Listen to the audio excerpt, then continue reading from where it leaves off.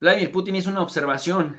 Dice, mientras nosotros exportamos petróleo, mientras nosotros los rusos exportamos gas, mientras nosotros los rusos exportamos medicamento y vacuna, y no tenemos bases militares cerca de Estados Unidos ni cerca de sus fronteras, Estados Unidos nos tiene bases militares aquí cerquita, hace ensayos nucleares aquí cerquita, nos ha venido rodeando como si siguiéramos en la Guerra Fría. Se llama política de contención. Y nos quiere imponer o nos quiere prohibir que nos autodeterminemos como pueblo. Esto lo decía Putin en la época de Obama y de Hillary Clinton cuando Joe Biden era vicepresidente. Pues ahora que emite Joe Biden este comunicado, la verdad es que Joe Biden empieza muy mal en política exterior porque empieza tratando de menospreciar a Rusia o queriendo tratar a Rusia como si Rusia fuera las islas Caimanes o Samoa, o como si Rusia fuera Honduras o Guatemala, con respeto para estos dos países. Pero Rusia es el otro significativo, el otro igual, con el que militarmente hay una rivalidad histórica. No hay esta asimetría militar como la tiene con otros países, incluido México, por ejemplo. Y obviamente, parte de la estrategia de Joe Biden es que si tiene un choque directo contra Rusia, lo que suelen hacer los estadounidenses posteriormente es prohibirle a los demás países que negocien, que cooperen o que establezcan relaciones comerciales con el país al que Estados Unidos sanciona. Si llegara a sancionar a Rusia, acto seguido, complicaría un poco la relación con México porque intentaría prohibirle a México que compre con Rusia. Esa es la interpretación geopolítica. Es decir, Estados Unidos, desde la doctrina Monroe y desde una visión extractivista que jala y que extrae los recursos y que pretende poner aliados en los diferentes países de América Latina, y por eso AMLO le está marcando distancia a Biden, es justamente evitar que un tercer jugador extracontinental se posicione en la región, en el hemisferio occidental. Y ese actor es Rusia. ¿Cómo lo está haciendo? ¿Lo está haciendo vendiendo armas? No. ¿Lo está haciendo poniendo armas militares acá en América Latina? No.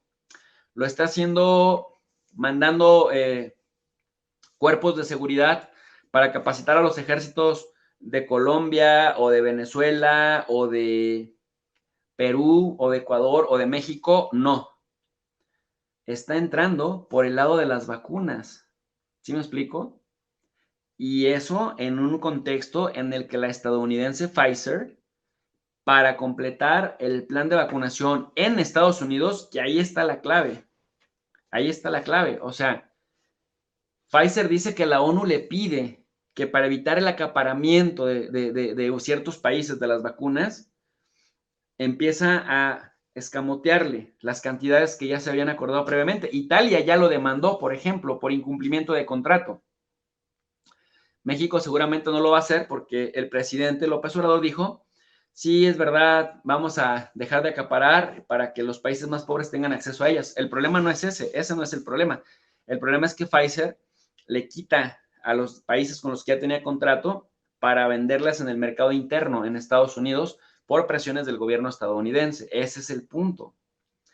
Pero México reacciona de inmediato y entonces va con Rusia.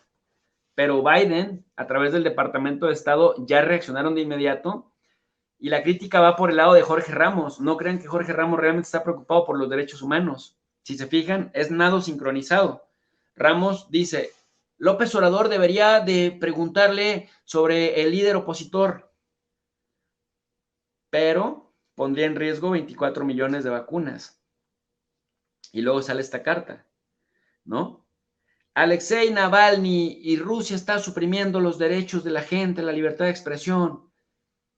Pero en Las Vegas, como bien dice María García, me acabo de percatar ahorita que puso en pantalla, la balacera en Las Vegas, o sea, Estados Unidos habla de libertad de expresión, habla de democracia, habla de derechos humanos, pero al mismo tiempo defienden la segunda enmienda constitucional que hace más fácil acceder a las armas que a tomar alcohol, por ejemplo. y está demostrado que sí hay una una correlación entre la existencia de la segunda enmienda, la aportación de armas y la violencia con estas armas, porque ni siquiera se aseguran que gente que padezca de sus facultades mentales no tenga permitido el acceso. Y miren, prácticamente el estado que tiene más restricciones a la compra de armas es California.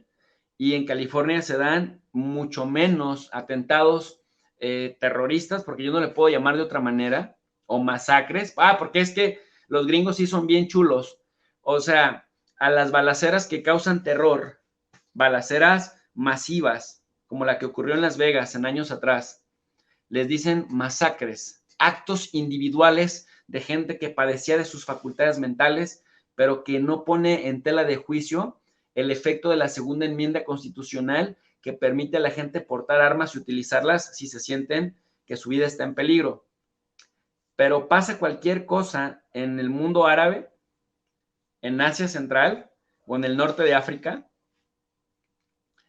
y de inmediato,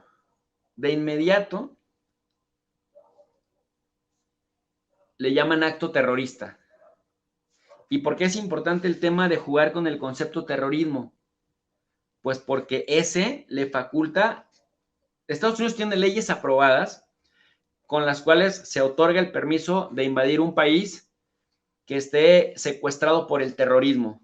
De hecho, mismo México, esto yo lo decía justamente en Sin Censura con Vicente Serrano y en Hispan TV, que México está desarrollando una ambiciosa campaña de cabildeo en Estados Unidos muy fuerte, que evita, esto desde el año 2013, que quiere evitar que se denombre a los narcos, por ejemplo, mexicanos como terroristas, porque la misma ley interna estadounidense sí obliga al gobierno en turno de que pueda invadir un país si consideran bajo sus criterios, subjetivos obviamente, el que puedan intervenir en un país para atajar el tema del terrorismo.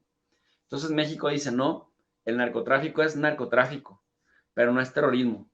Pero parte de la estrategia de evitar es que, o sea, de evitar que se cambie o que se interpreta narcotráfico como terrorismo, es que puedan intervenir en México.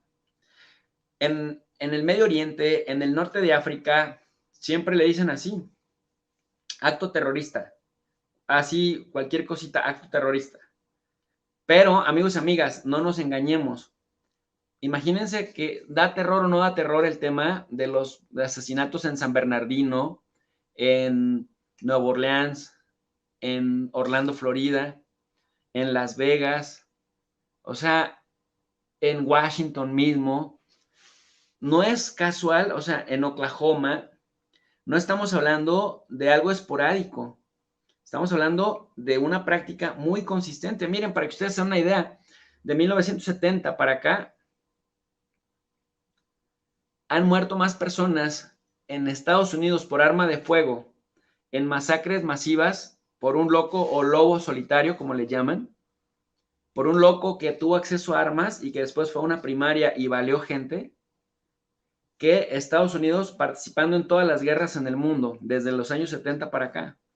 Creo que ha muerto 1.5 millones de personas en las guerras, pero baleados por arma de fuego por un lobo solitario al interior del mismo Estados Unidos, por un ciudadano estadounidense. Generalmente son más los blancos que hacen esto.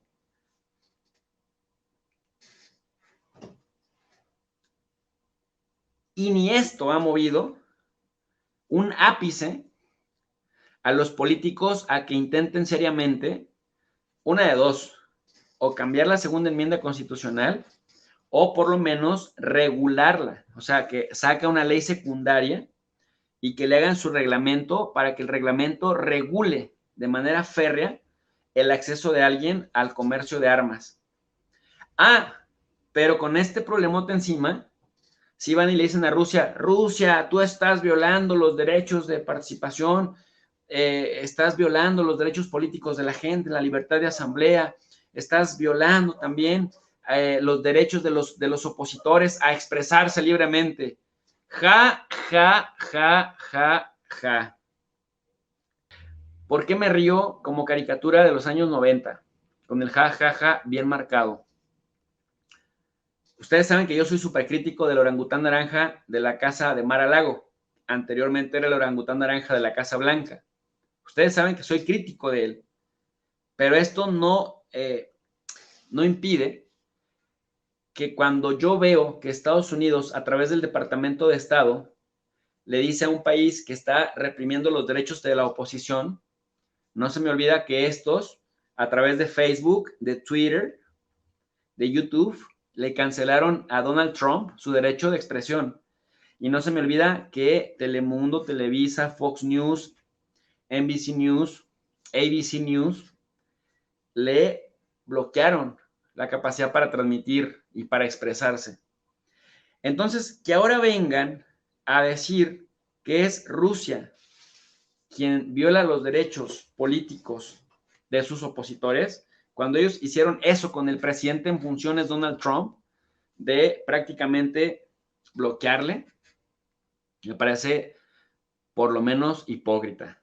No sé ustedes qué opinen, amigos y amigas, pero mientras ellos sigan vendiendo y dándole acceso fácil a la gente a las armas, amparados en la segunda enmienda y también porque le tienen miedo a la National Rifle Association, me parece que sí es una reverenda contradicción, por decir lo menos, por decir lo menos.